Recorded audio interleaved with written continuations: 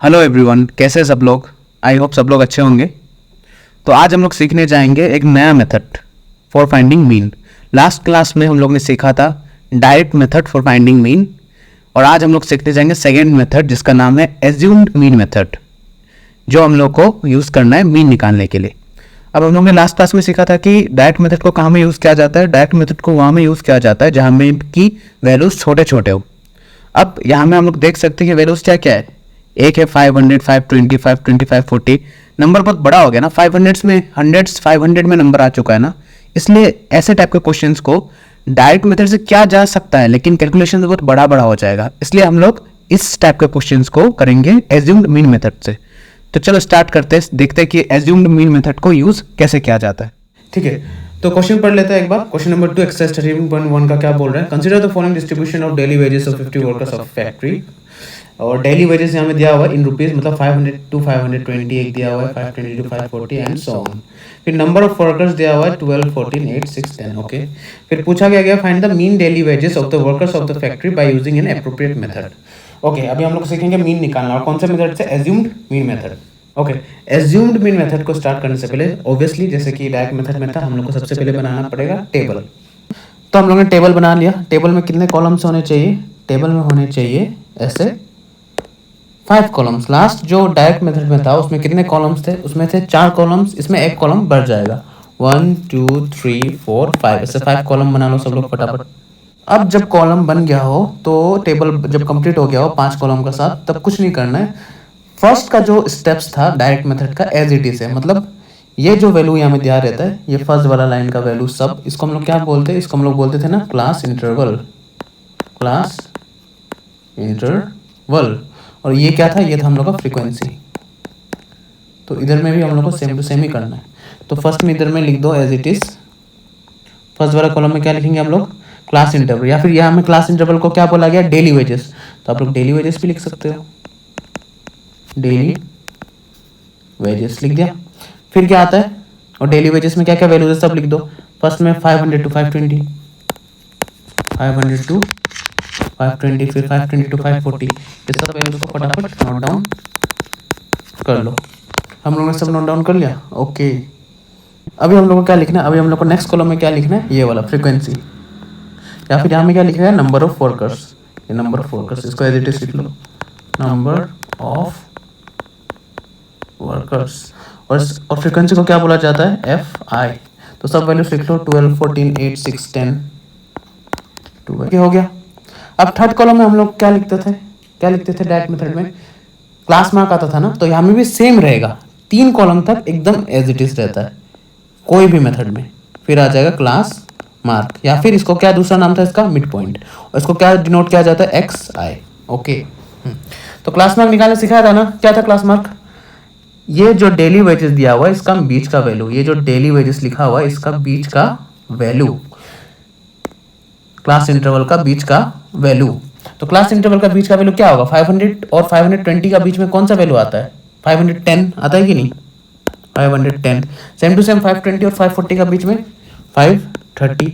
As it is सबका सब value लिखते जाओ। दोनों का बीच में आता है 550, देन 570, देन 590।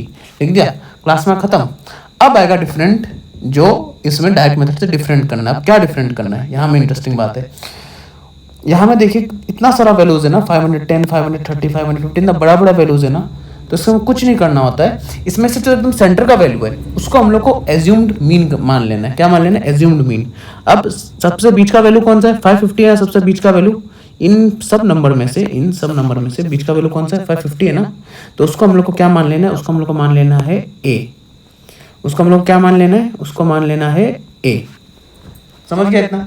जो भी बीच का वैल्यू होगा उसको हम लोग को मान लेना है ए। अब बीच का वैल्यू अगर सोच लो कि हमें 6 होता तो बीच में ये दोनों वैल्यू आ जाता। तो 6 वाला में बीच का वैल्यू हम लोग कोई भी सिलेक्ट कर सकते हैं, क्योंकि इसमें तो 5 है, 510, 530, 550, 570, तो एग्जैक्टली ये सेंटर होगा। लेकिन इधर एक एक्स्ट्रा होता तो बीच में ये भी होता, ये भी होता। इसमें दो में से कोई भी सिलेक्ट करो, कोई दिक्कत नहीं है। ठीक है, तो नॉर्मली बीच का ही सिलेक्ट करना है। तो बीच का हम लोग ने सिलेक्ट कर लिया 550, जो कि है ए। हो गया। और अभी हम लोग एक नया कॉलम बनाना है, और उस कॉलम का नाम होगा डी आई। उसको हम लोग क्या बोलेंगे? D I. डी आई। और डी आई निकालने का फॉर्मूला क्या होता है? डी आई निकालने का फॉर्मूला होता है एक्स आई माइनस ए, याद होना चाहिए क्या होता है x I minus A. D I निकालने का फॉर्मूला क्या होता है एक्स आई माइनस ए। तो अभी ध्यान से देखो फर्स्ट कॉलम में डी आई निकालने के लिए एक्स आई क्या हम लोग का ये है ना 510 और ए तो सेम ही रहेगा। ए क्या है ए है हम लोग का 550, तो ए हमेशा वैल्यू क्या रहेगा 550, ठीक है। ए हम लोग को 550, तो 510 से माइनस 550 करो कितना आएगा। यहाँ में मैं रफ में लिख के दिखाता हूँ, एक सेकेंड मैं करके दिखा रहा हूँ। डी आई का वैल्यू का फॉर्मूला क्या है एक्स आई माइनस ए। तो ए तो फिक्स है, ए हम लोग का क्या है 550, करेक्ट ओके। तो 550 रहेगा ए और एक्स आई बार बार चेंज होगा। फर्स्ट कॉलम के लिए फर्स्ट रो के लिए एक्स आई क्या है एक्स आई हम लोग का 510, तो यहाँ में पुट करो 510 और ए यहाँ में एज्यूम किया ना ए कितना है 550, जो कि कितना आएगा -40 आएगा कि नहीं।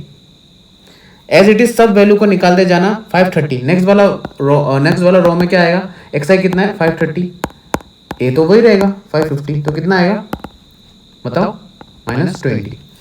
ऐसा करके निकाला जाता है। बट मैंने आपको लेंदी मेथड बता दिया जो प्रोसेस में क्या बताया जाता है, लेकिन मैं अभी आपको बताऊंगा शॉर्टकट मेथड कि आपको डायरेक्टली क्या करना है। ध्यान से सुनना। अब देखो शॉर्टकट क्या करना है। शॉर्टकट में ये करना है कि जिस भी रो में जो भी रो में हम लोग ने ए माना है, ये वाला को ए माना है ना ये वाला रो में, तो इसका ठीक सामने वाला डी आई जो होगा हमेशा 0 हो जाएगा। क्या हो जाएगा 0, ठीक है। इतना क्लियर हो गया, नाइस। ये हमेशा फिक्स है 0 हो जाएगा, करेक्ट। अब देखो बाकी वैल्यूज को कैसे डालना है, ऊपर का और नीचे का। नंबर लाइन पता है ना, सोच लो कि इमेजिन करो एक नंबर लाइन है और ऊपर में जो भी वैल्यू जाएगा इस 0 का वो आएगा माइनस में और नीचे में जो भी वैल्यू जाएगा वो आएगा प्लस में। समझ गया। 0 का ऊपर जो भी वैल्यू लिखा जाएगा वो माइनस में और नीचे जो लिखा जाएगा वो प्लस में, ठीक है। इतना समझ में आ गया होगा। अब वैल्यूज क्या होगा वो कैसे पहचाना जाता है। अब देखो तो अभी इतना तो मालूम चल गया कि ऊपर का वैल्यू जो होगा वो माइनस होगा और नीचे का वैल्यू जो होगा वो प्लस होगा, ठीक है। अभी वैल्यूज क्या होगा वो कैसे पहचाना चाहता है। अब एक मैं नया टर्म बताता हूँ। एक नया टर्म है क्लास साइज। अब क्लास साइज किसको बोला जाता है, ध्यान से देखो। क्लास साइज इसको बोला जाता है, ये जो क्लास इंटरवल है 500 to 520 ना, इसमें कितने नंबर्स का गैप है, मतलब कितने नंबर्स का एक ग्रुप है। कितने नंबर्स का ग्रुप है बताओ। 20 का है ना, 5 से 520 कितना 20, 520 से 540 20, तो इसी को बोला जाता है क्लास साइज। क्या बोला जाता है इसको, क्लास साइज। और इसको हम लोग क्या सिंबल से डिनोट करते हैं, इसको एच से डिनोट किया जाता है, याद रखना एच से। तो यहाँ में क्लास साइज कितना है 20 और इसका निकालने का फॉर्मूला क्या होता है, इसको निकालने के एच का फॉर्मूला होता है। अगर कंफ्यूजन लगता है, यहाँ में तो डायरेक्ट समझ में आ रहा है कि 20 करके, अगर कहीं में भी कंफ्यूजन होता है तो फॉर्मूला लगा लेना। और फॉर्मूला होता है simple upper limit minus lower limit. यहाँ में लगा के देख लो, अपर लिमिट कितना है 520, लोअर लिमिट कितना है 500, माइनस करके देखो कितना आएगा 20, ये है ना। तो इसको बोला जाता है क्लास साइज। तो हम लोग को पता चलेगा कि क्लास साइज कितना का चल रहा है यहाँ में क्लास इंटरवल में 20 का। इतना समझ में आ गया, ओके। अब देखो क्लास साइज बता दिया ना, क्लास साइज कितना का चल रहा है 20 का ना। तो अभी बोला था नंबर लाइन इमेजिन करो कि ऊपर जा रहा है माइनस, नीचे आ रहा है प्लस। तो अब ये प्लस माइनस में क्या वैल्यू जाएगा 20 के मल्टीपल्स में जाएगा। क्या में जाएगा 20 के मल्टीपल्स में। जितना भी क्लास साइज होता है उसी के मल्टीपल्स में नंबर्स चलेगा, ठीक है। अब देखो कैसे, मैं सिंपल से बता देता हूँ। यहाँ में 0 है तो नंबर लाइन का ठीक ऊपर में जाएगा तो माइनस जाएगा, बोला था ना। तो मल्टीपल्स, फर्स्ट मल्टीपल क्या होगा 0 का बाद 20 का मल्टीपल 21 जा 20, तो इधर आ जाएगा 20। फिर सेकंड मल्टीपल सेकंड स्टेप में तो 22 जा 40, सिंपल। नीचे में प्लस आएगा और सेम नंबर लाइन अगर इस तरफ 1 2 3 4 करके जाता है ऊपर का तरफ एक साइड में, तो दूसरा पॉजिटिव साइड में भी सेम ही जाएगा ना। तो दूसरा साइड में भी सेम टू सेम लिख देना मल्टीपल्स में, 21 जा 20, 22 जा 40। बस डिफरेंस है कि यहाँ में नंबर्स प्लस में आएगा। और एक स्टेप होता है तो 23 जा 60, लेकिन और तो नहीं है, इतना में खत्म हो गया। एकदम सिंपल है निकालना डी आई। बस इतना याद रखो, जिसको ए माना है उसका सामने वाला, जिसको ए माना है उसको सामने वाला 0, फिर ऊपर वाला हमेशा माइनस माइनस, नीचे वाला प्लस प्लस। और कैसा वैल्यूज में जाएगा, ये जो गैप है, ये जो यहाँ में जो नंबर बना हुआ है कितना का 20 का बना हुआ था, इसलिए ऊपर 20 फिर नेक्स्ट 40 ऐसा करके बढ़ते जाएगा, नीचे सेम 20 40 कर 60 ऐसा करके बढ़ते जाएगा। इतना ही करना है, सिंपल। अब लास्ट कॉलम में क्या करना है, लास्ट कॉलम में हम लोग को निकालना है F I D I. F I D I मतलब एफ आई मल्टीप्लाई करना है डी आई से, ठीक है। तो देखो यहाँ में एफ आई क्या है, यहाँ में एफ आई है 12 जो कि मल्टीप्लाई हो जाएगा, डी आई क्या है -40, दोनों को मल्टीप्लाई कर दो कितना आएगा 12 4 जा 480, 48 और 0 लगा दिया 480।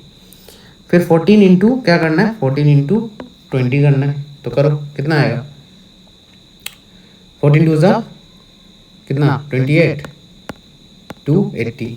फिर ये 8 जीरो ज़ा कितना आएगा, 8 इंटू 0 0 आएगा, ये तो सिंपल है। 6 फिर 6 इंटू 20 120, 10 40 ज़ा 400, हो गया। इतना टेबल कंप्लीट।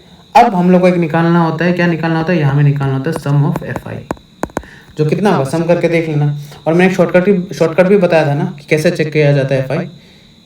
ये वाला जो वैल्यू है 50, एफ आई हमेशा टोटल में कितना आना चाहिए 50। ये चेक करके भी देख लो कि 50 ही आएगा, इधर में भी 50 ही आएगा। और हम लोग को क्या चीज़ निकालना है, और एक चीज़ हम लोग को निकालना है F I D I, sum of F I D I, मतलब इन सब का सम कर दो। तो देखो कितना आएगा। सबसे पहले देखो करने का मैं तरीका बता रहा हूँ, इजी से, कंफ्यूज नहीं होना है।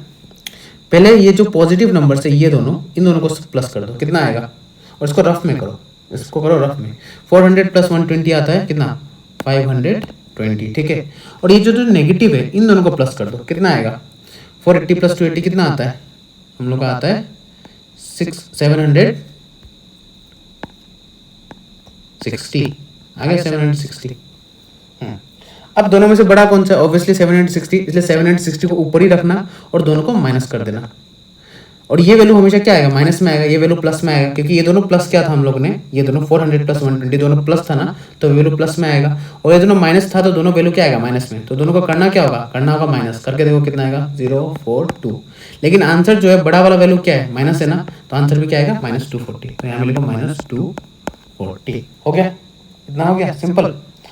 अभी अगर इतना हो गया है, टेबल कंप्लीट हो चुका है, तो अभी हम लोग जाएंगे सॉल्विंग करने में, फॉर्मूला लगा के, ठीक है, मीन का वैल्यू निकालने में। ये टेबल को एक बार समझ लो, स्क्रीनशॉट मार लो, कुछ भी कर लो, पॉज कर लो, एक बार ये टेबल को अच्छा से समझ लो। कुछ भी डाउट होता है इस टेबल को लेके कमेंट में हमको पूछ सकता है, आराम से समझा देगा फिर से, ठीक है। तो एक बार समझ लो फिर से ये टेबल को कैसे किया कैसे नहीं किया, ठीक है। और शॉर्टकट पे ध्यान रखना, मैंने जैसे समझाया, मैंने लॉन्ग कट भी बताया कैसे किया जाता है फॉर्मूला लगा के, बट हमेशा अगर फॉर्मूला लगाने जाएगा तो बहुत ज़्यादा टाइम ले लेगा। इसलिए जो शॉर्टकट बताया वो हर जगह काम आता है, उसको हर जगह अप्लाई कर सकता है। तो शॉर्टकट पे थोड़ा ध्यान देकर समझना, ठीक है। ओके, अभी हम लोग जाते हैं इसका सॉल्विंग पोर्शन में। तो सॉल्व कैसे करना है इधर देखो, देयरफॉर मीन का फॉर्मूला क्या होगा। अब क्योंकि हम लोग ने एज्यूम्ड मीन मेथड यूज किया है तो इसका फॉर्मूला भी अलग होगा। और एज्यूम्ड मीन मेथड में फॉर्मूला जो होता है वो होता है a plus F I D I by sum of F I. तो वैल्यू पुट कर दो, ए हम लोग ने कितना माना था, ये माना था ना, ए कितना था हम लोग का 550, तो लिख दो 550 प्लस एफ आई डी आई कितना आया था -240, और सम ऑफ एफ आई क्या कितना था 50। अब कुछ नहीं करना है, 550 प्लस माइनस माइनस हो जाएगा, इधर सॉल्व करो, 0 0 कैंसिल, इसको डिवाइड करो, 24 डिवाइडेड बाय 5 कितना आएगा, 24 को 5 से डिवाइड कर दो, डिवाइड करने से कितना आएगा बताओ, फटाफट बताओ, बहुत सिंपल सा है 4.8, ठीक है। अब माइनस करके देखो 550 माइनस 4.8 कितना आता है, 545.2, इतना आता है कि नहीं। बस इतना ही था एज्यूम्ड मीन मेथड, ज़्यादा कुछ टफ नहीं, बहुत इजी है। अगर एक बार समझ गया तो एज्यूम्ड मीन मेथड बहुत ज़्यादा इजी है डायरेक्ट मेथड से। बस इसमें डिफरेंस क्या है, एक कॉलम ही तो ज़्यादा है, ये वाला कॉलम एक एक्स्ट्रा बनाना है, बाकी पूरा सिमिलर है, ऑलमोस्ट सिमिलर है। चेक करके देखना, पूरा सिमिलर है, बस ये वाला बताना। और इसका भी मैंने शॉर्टकट बता दिया, कितना सिंपल से निकल जाता है। बस एज्यूम करो, नंबर लाइन जैसे इमेजिन कर लो, बहुत सिंपल।